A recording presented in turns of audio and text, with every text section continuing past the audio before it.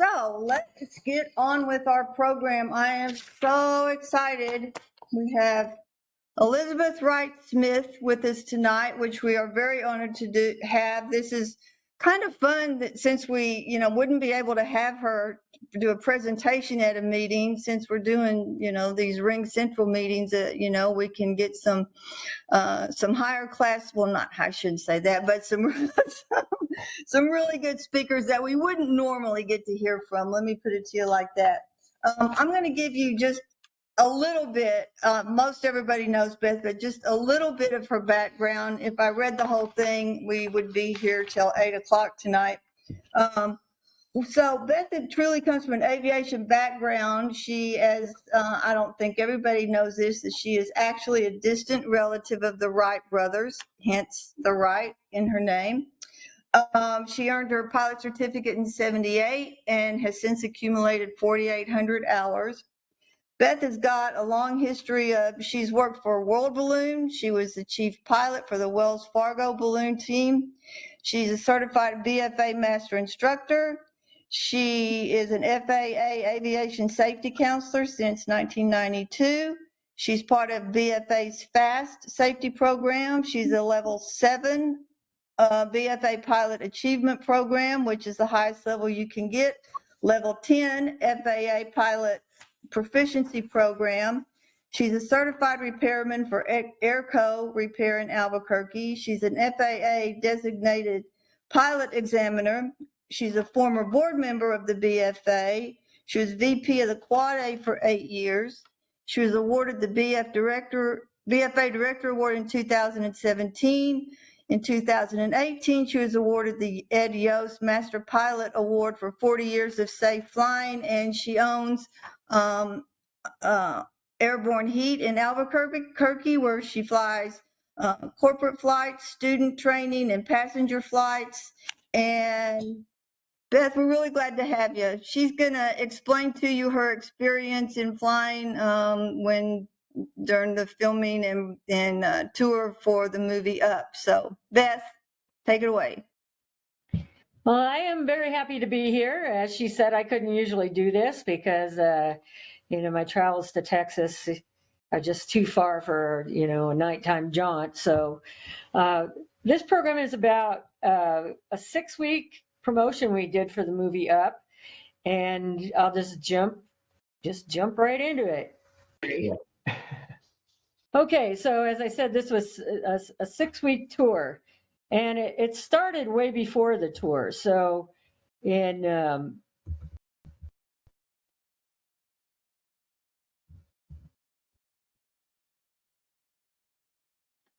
wow.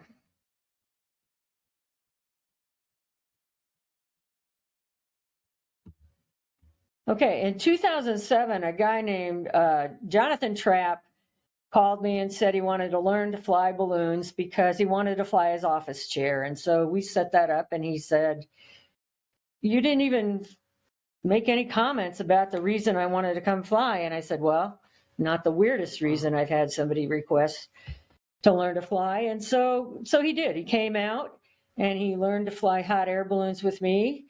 And even though I'm rated in gas balloons, I don't have a gas balloon. And so I told him I couldn't help him with that part because he wanted to do everything totally legally. And so he wanted to get gas rated, and then he wanted some help with cluster balloons. Well, I couldn't help him with that. So I told him to call Troy Bradley. So in June of 2008, they finally did do the cluster balloon flight. And he actually did fly his office chair. So that started him on a couple of things. He and Troy did another one. You can see this one's a little bit more organized and neat looking than the last one. They were getting it more concise, as Troy is below one of the blue balloons on the left with the white t-shirt. So he was helping Jonathan. You can't see Jonathan right now. He's in the chair. But Jonathan was all excited about this. And so what he did was not only put it on his Facebook page, but he started something called clusterballoon.com.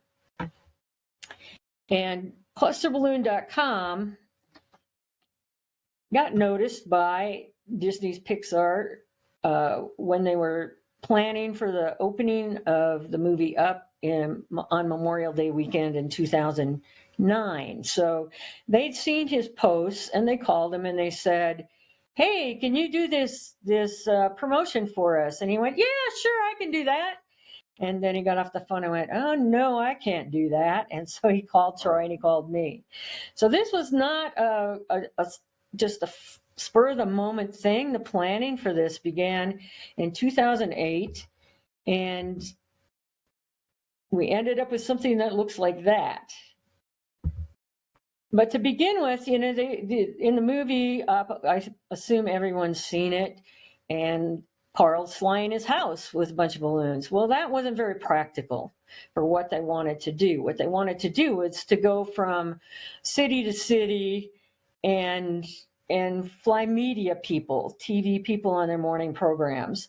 And the places they wanted to do it, the house would have just been unmanageable. So if you noticed in this couple of different scenes, Carl's sitting in a very comfy kind of burgundy colored chair. And in the beginning, you could see it's a very nice new chair. And toward the end, it looks a little more beat up. It also had a blue pillow on it at sometimes. And so that's what they decided to do. They decided to fly the chair instead because the house was just too big. So here is what we ended up with. Like I said, you can see the chair at the bottom. It looks very much like Carl's chair, which you'll be able to see easier later on. But the construction started, as I said, in 2008. So this was a very well thought out program. We had the cluster balloons were different sizes. We had 8.5-foot balloons, 7-foot balloons, and 5.5-foot balloons, and they were in clusters of 4, which then all came together into the big cluster. So that was one part of it. So the Blimp Works in North Carolina, Tracy Barnes was the one that made the cluster balloons. And then the chair itself was made by a number of different people in Albuquerque. Superior was involved in it. It was made out of carbon fiber, and it had lead weights in the arms so that we could adjust the weights in the balloon in case we had really tiny people. We tethered it like any other balloon with 3 tether lines, and then we had a third line, or actually a fourth line, that we used to pull people back down once they went up to the end of the cluster. So it was put together with, you can't really tell from this diagram, but we had some straps, we had carabiners, we had utility line. It was actually a well thought out, well put together thing. And they had pictures of Troy's and Jonathan's cluster balloons on the bottom, just as examples. Up at the top, you see it was in conjunction with Becker Group. Becker Group was the exhibition company that was hired to do all the background work. So we had a complete tour schedule, and we had 2 groups, an East Coast tour with me and Jonathan, and a West Coast tour with Troy and Whit Landvatter. Well, why Whit Landvatter? He's not particularly well known.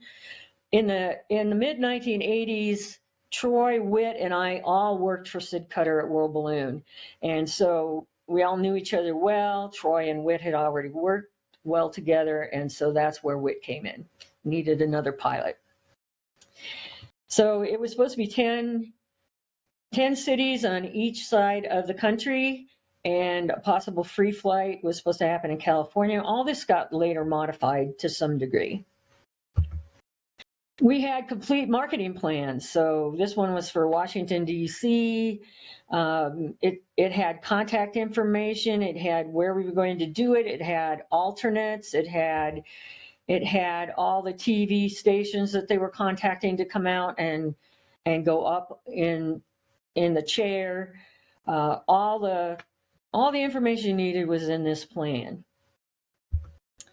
And then, of course, we had, besides shirts, everybody got a shirt, but they all got a cluster pin.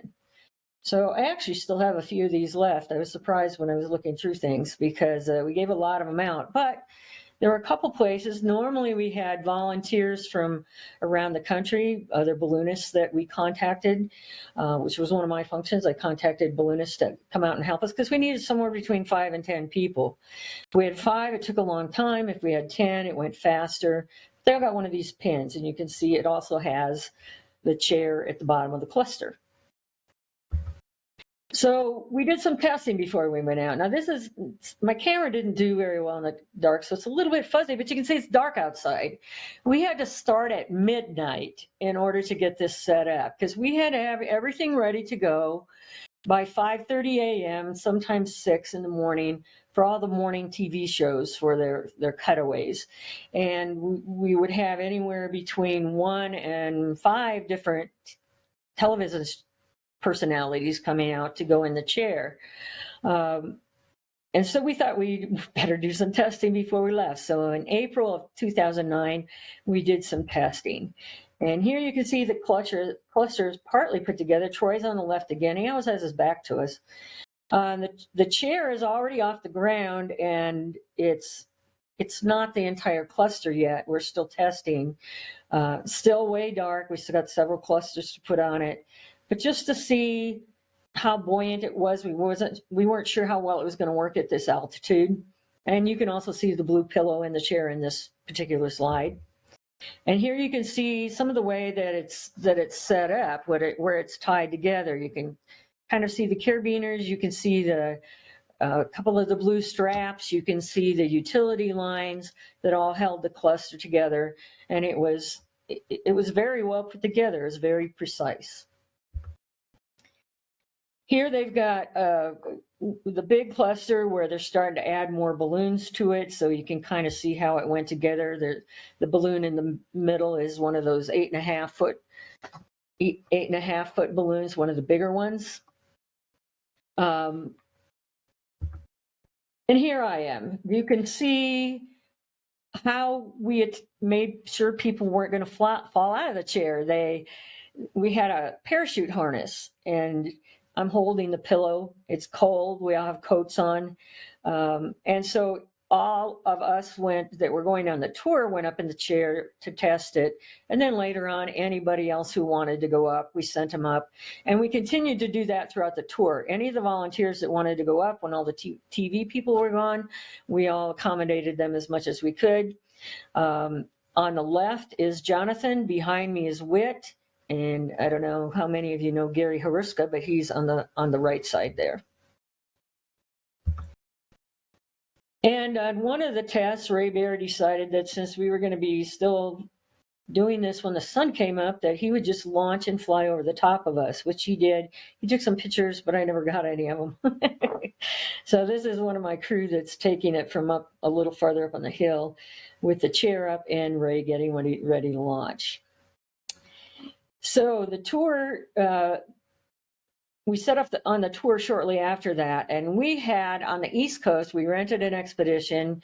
We had a trailer because there was a lot of boxes of stuff, not just the chair, but all the balloons and a bunch of filling equipment, and we had a lot of things. Well, the West Coast tour with just Troy and Whit had one of Troy's vans with a liftgate.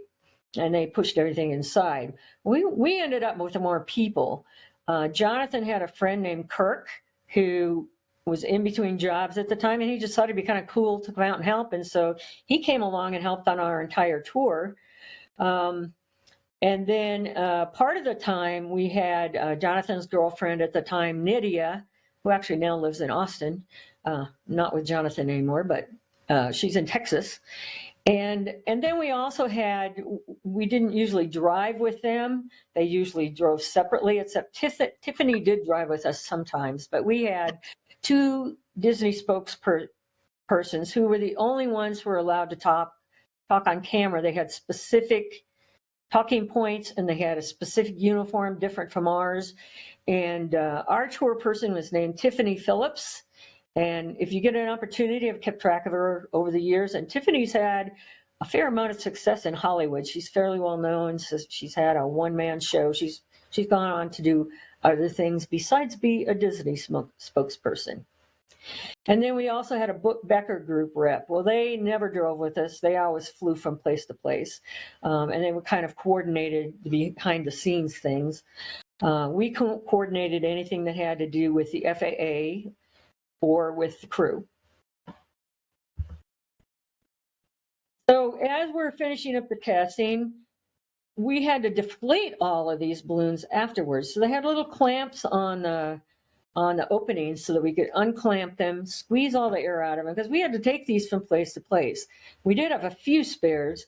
You can see some down in the right-hand corner here. We weren't sure how many of them we need, so we still have 3 up spares inflated, and then we had even a few more of the balloons that didn't have the branding on them. We also devised a way that nobody would let go of these. So they had the carabiners attached to a belt loop or to some part of their body so that if they accidentally let go, they weren't going to fly away because they were very expensive and we couldn't be replacing a lot of them throughout this tour. So East Coast, our first part of the tour was in Miami, Florida. After this tour, I don't like Miami much. I'm on the right in this one. Jonathan's in the chair. You can see the configuration. In the front, you can see some camera people. Kirk's over on the right. But in both of these, all of the on-camera people just stood in front of the chair. They never went up in it. So here, Tiffany is in her up close, the light blue with the dark blue pants, doing her spokesperson thing. And then we were all in the background. Me, Jonathan, and I think Kirk are sitting on the chair holding it down because if you didn't have anybody sitting in it, it went up. This particular one was just all of the news people standing in front.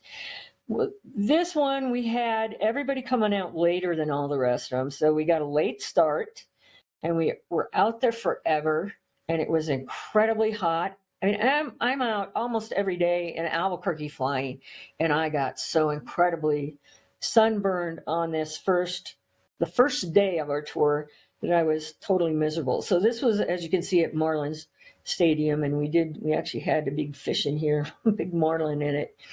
At one point also, we had the mascots a lot when we were at stadiums.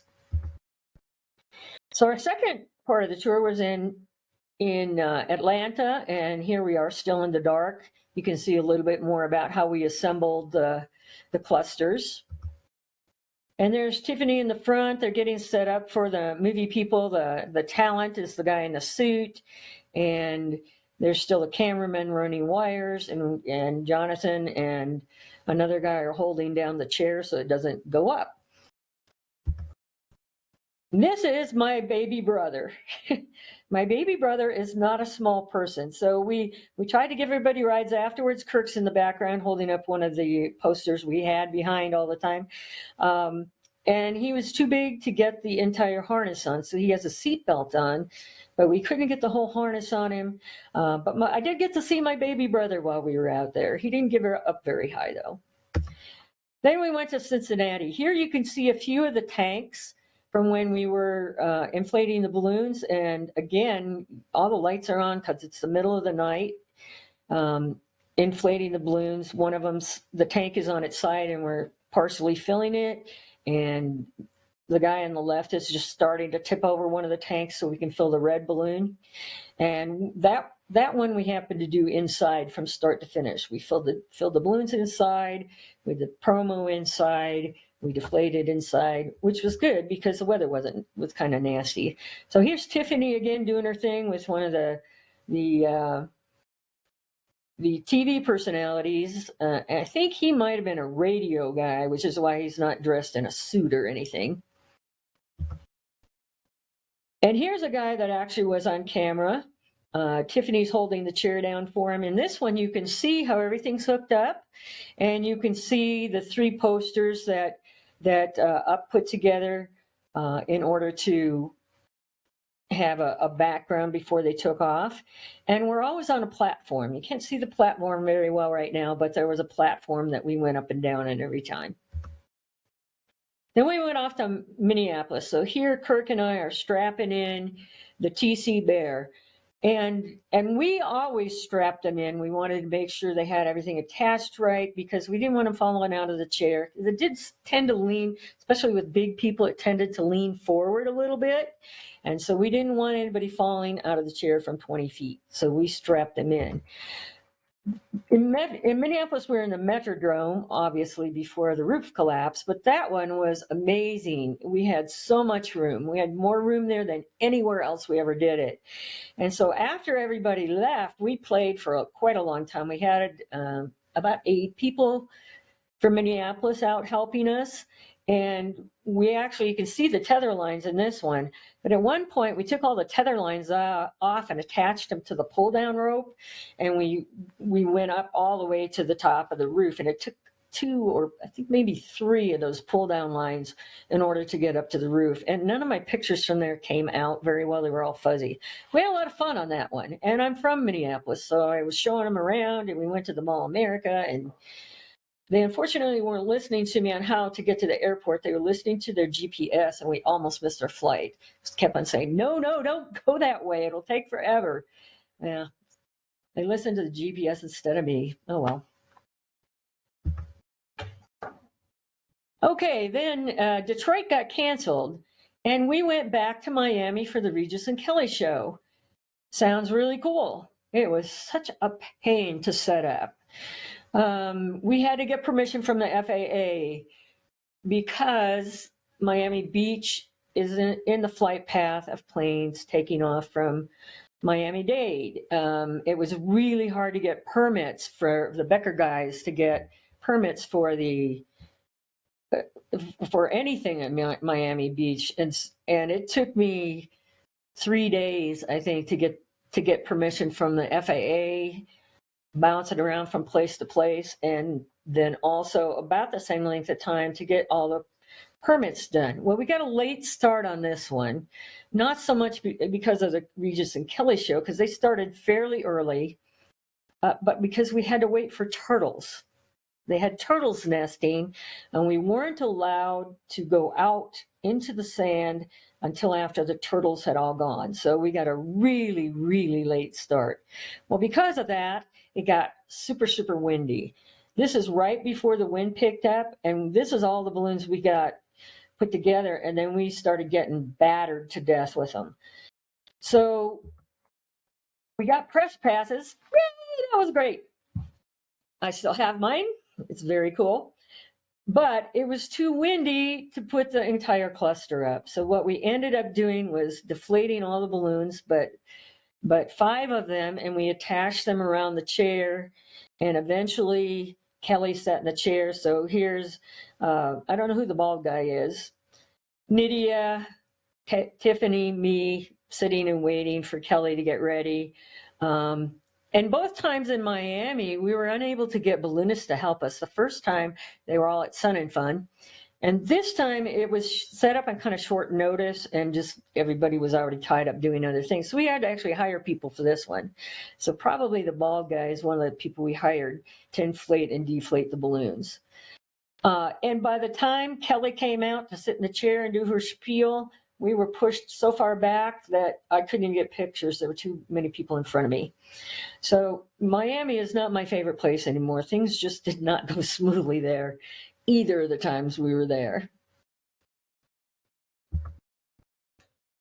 Cleveland was our next stop, and this one was another indoor one. You can see we had a lot of people. And so you've got Tiffany in her blue outfit on the left, and then Nydia, and then Kyle, who was the Becker group representative, me, Kirk, and then behind Tiffany is Jonathan, and then the rest of these are all volunteers from Cleveland. And they actually had a lot of fun with it. We were able to get everybody up after all the talent left, and whenever we could, we took pictures of the group. Sometimes they were rushing us to get us out of the building, and we couldn't do that. But this one was a little bit tight. So this is where 2 of the volunteers and Tiffany are holding down the chair. You can't see the cameraman, but he's filming this mascot. We had a lot of mascots come out. Here you can see it is kind of tight. We had girders and lights and things, and we couldn't go up as high as we usually do. That was as high as we could go without running into something. So they're only like 15 feet off the ground instead of, we tried to get them up 25 at least. And you can see some camera people standing around. There's some talent in the chair, and you can see our platform now, and a couple of us standing off to the side. Each one of these pictures gives you a little bit better idea of how it was set up. Then we went to Dallas. So I was on the East Coast tour, but the free flight that they decided to do it in Pennsylvania with Bert Padell. Well, Troy knew him better than the rest of us. I don't think Jonathan knew him at all. And I knew him, but I didn't know him well. Troy knew him well. And Troy had the name, because Jonathan and I both said, well, you don't need to switch. We're already on the East Coast. We can do it. No. So I switched places with Troy for two of the locations. And so we came to Dallas. This was a depressing one. You can see how cloudy it is. It rained. We got this many balloons put together, and it started raining. So we didn't put any more together, because in order to pack them up after it rained in, we had to dry every one of these things off and deflate them and get them packed away. This is as far as we got. It rained all day. We only had a couple people come out and sit in the chairs. So most of the time it was just sitting there like this with not very many balloons on it, and never left the ground. Well, Carl Steffen, you guys know him. I think he's even on this call. Carl and I have known each other since we were kids, because our fathers both worked with Tracy Barnes. And so Carl came out to say hello. And by this point, I'm tired. I can't adjust my sleep schedule to go to sleep at 5 o'clock in the afternoon or whatever and get up at midnight. Actually, we had to be up at 11 to be there at midnight. I wasn't sleeping, and we were in an expedition, but we had 5 people in it most of the time, and I can't sleep sitting up. So by then I was exhausted. I also realized about that time that I was at least 10 years older than anyone else on this whole tour. So Carl comes out to greet me, and he doesn't say, hi, Beth, good to see you. He says, Beth, you look terrible. Thanks, Carl. And I did. I know I did. I was exhausted. So we didn't get a lot done there. I had a chance to talk to Carl for a little bit, but then he had to take off, and we went on to Phoenix. Luckily, on the way to Phoenix, was able to stop in Albuquerque, wash my clothes, give my daughter and my husband a hug, sleep in my own bed, and then we left again the next day. So we had several volunteers in Phoenix. We've got this as a close-up where you can really see the lines quite well. You can see all 3 tether lines.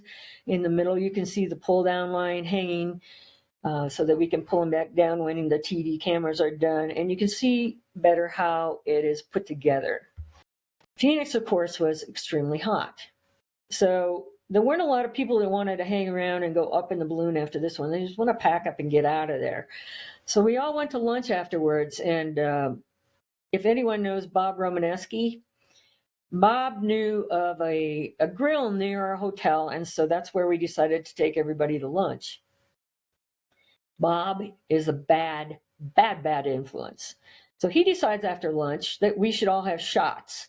And I'm saying, no. You cannot drink wearing these shirts. And everybody's laughing at me. They don't understand. It's Disney. You do not drink wearing Disney uniforms. And so everyone had to go either change their shirt or turn it inside out before they could even drink one shot.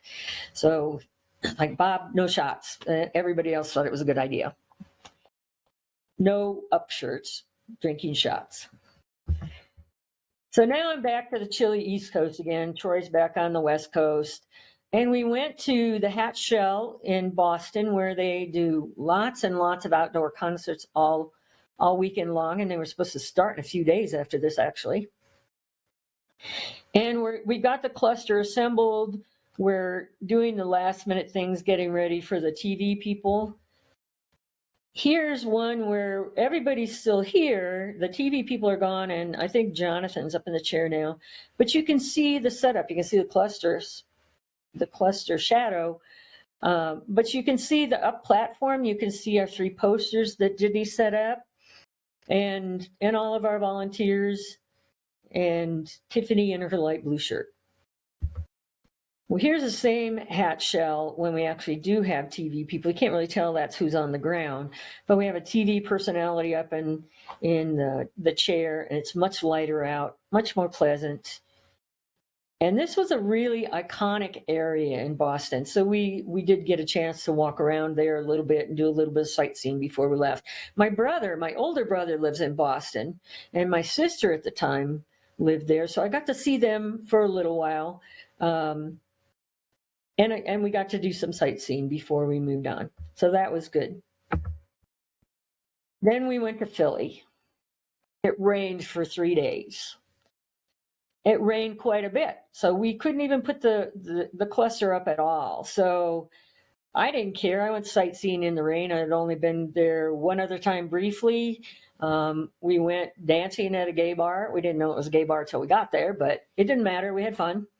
And then finally we get the cluster up. And here's our huge group of volunteers that helped us. And we had the Philly fanatic. He went up in the chair. We took pictures with him. A lot of those mascot costumes are absolutely disgusting. Some of those people, when they took the heads off, they had them off whenever they weren't on camera because they're hot. But they also smelled really, really bad. So the fanatic took his off. He hung around with us for a while. He was actually a very nice guy. So this was a somewhat creative group. So they formed an up in bodies when Jonathan was up in the chair. Kind of fun.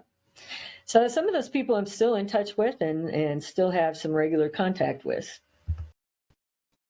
Then we moved on to our last event. So we were in Philly on May 28th. So we had to really hustle to get to DC and get everything set up by the 29th. So we were in the museum, which is a news museum.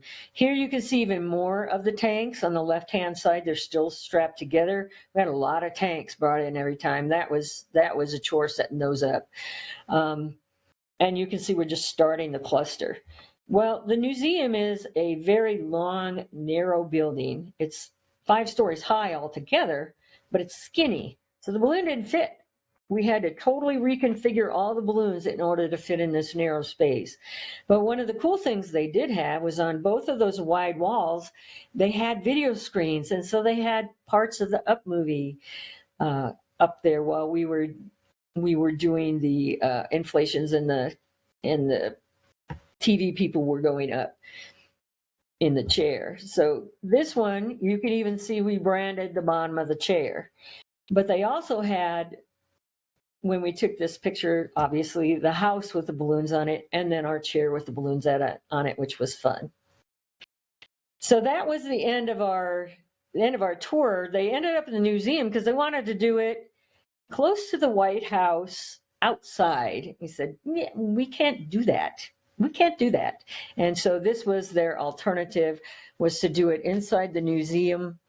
And it worked. We got done, we got packed up, and we were exhausted. But all the time we're doing this tour, all the TV people who had been out had been to the premieres, and they're all talking about the movie, and they're talking about particular scenes, and we haven't seen it. We don't even know what they're talking about. So after the tour, we went to the movie. Everybody fell asleep but me. I was determined to see this movie. Still my favorite movie. Had fun on the tour, even though it almost killed me. This is what I gave for Christmas presents that year. I gave everybody I knew the movie Up.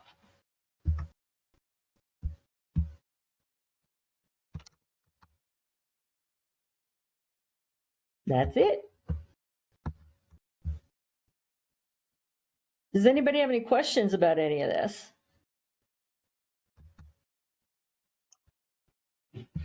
I have one. Okay. The question is, would it not have been feasible to put a trailer together, padded, and just put the balloons in there rather than deflating them and re-inflating them all the time? Would they not hold? For a couple of reasons. First place, they were too big. You couldn't even get a trailer big enough to put them all in, plus the other equipment. Second thing was, if by the time you padded it, it would have made it really expensive and really, really difficult to organize. So, and we weren't convinced that if we left them even partially inflated, that something wouldn't happen to them. So we had them packed very, very carefully every time we used them. They were padded, but they were padded in boxes. Yeah. Cool. What material were the balloons made out of? They were made very similar to weather balloons.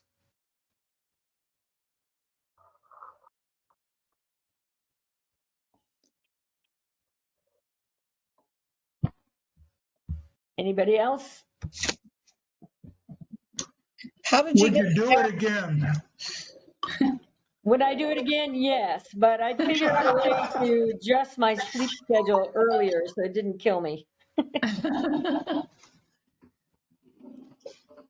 how did you get the gas for each city?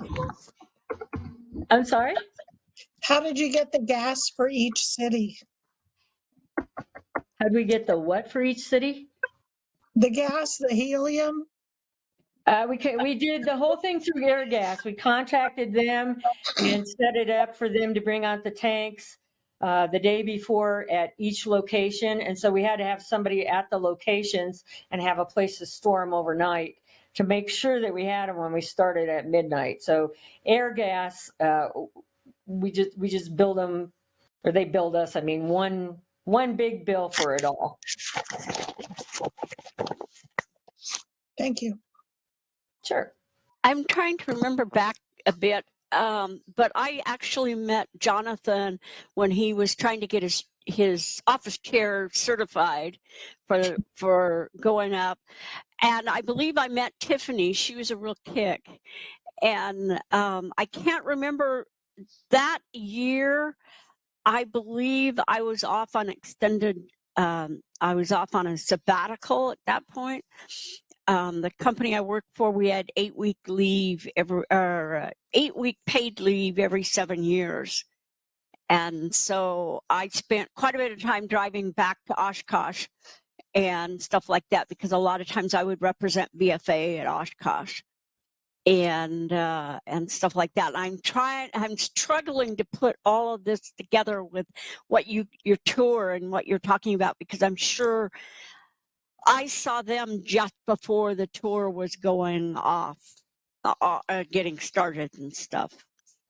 Well, Jonathan lives in North Carolina, so I'm not sure where you would have seen him, but he did go on and do a number of things with clusters. He's certainly not the first. You know, John did a bunch of them, and, you know, there was the armchair guy with the BB gun, and several other people that have done clusters before Jonathan Trapp did, but then he did a number of strange things with them, including trying to fly across the Atlantic, and ended up in Iceland instead, same as Double Eagle did on their first attempt. But he kept on doing clusters for quite some time. Now he's, I think, in Malaysia. I think he's in Malaysia now, where his job took him, and he's teaching people in Malaysia to fly. Very good.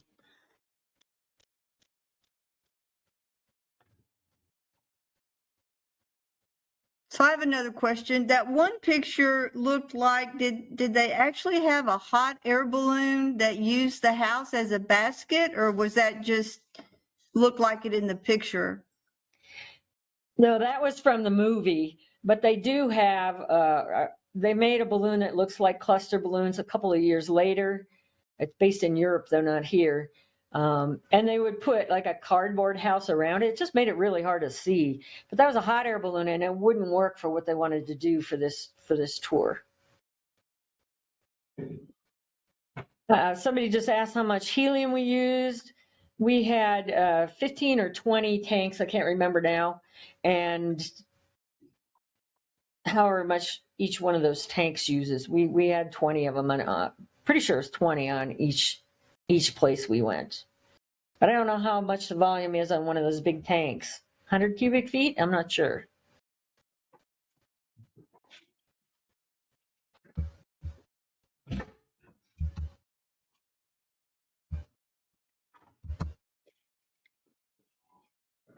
So did you ever have any mistakes or anything like that while you were doing these inflations? Did we have what? Like mistakes or, any fun stories about things not going right? At least every other place we went, they didn't go right. Something happened. A couple of balloons popped. We were worried about destroying all of them in Miami Beach. It was so windy; they were just slamming all over the place. One time, the air gas truck didn't get there when he was supposed to. He got lost or something, and we were starting to panic because he was 2 hours late. There was frequently something, especially when we were doing the outdoor inflations and flights. There was much more potential for things to go wrong. It was never a totally smooth thing. Right. Sometimes Makes just less smooth than others. Did any of the balloons escape? They did. In spite of us having them attached to people's belts and arms, a couple people lost them anyway, and they went floating off. But there were only a couple. And we were afraid one of the guys we hired, helium tanks have big caps on them. And you were supposed to cap them before you laid them over or picked them up. And he didn't, and he dropped it. And it was like, oh my God, if that broke, it would just shoot through the wall. And so Jonathan got quite upset about that. But nobody was hurt. And it didn't break. Somebody asked the highest we flew. We usually didn't get up more than 25 feet. I'm not sure how high Troy went when he went out with Bert, because they free flew it. And he definitely went up higher. But I didn't get any pictures from Troy's half of the tour.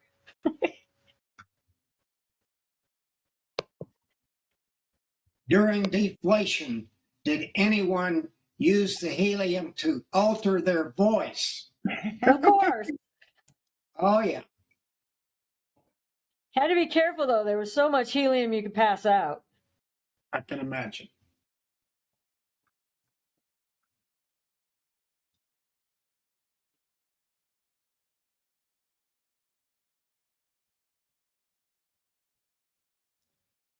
How did they come down when they free flew?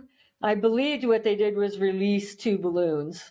That's what we had, a strap hanging down, so that if something happened and one of them got loose, you could pull that, and a couple of balloons would release, not the branded ones, but a couple of them would release, so you could come back down. And I believe that's how they came down when they free flew it. So how many times have you seen the movie Up? Well, I bought the DVD, so probably 20. I'm not quite there, but I've seen it at least 5 or 6 times. Myself.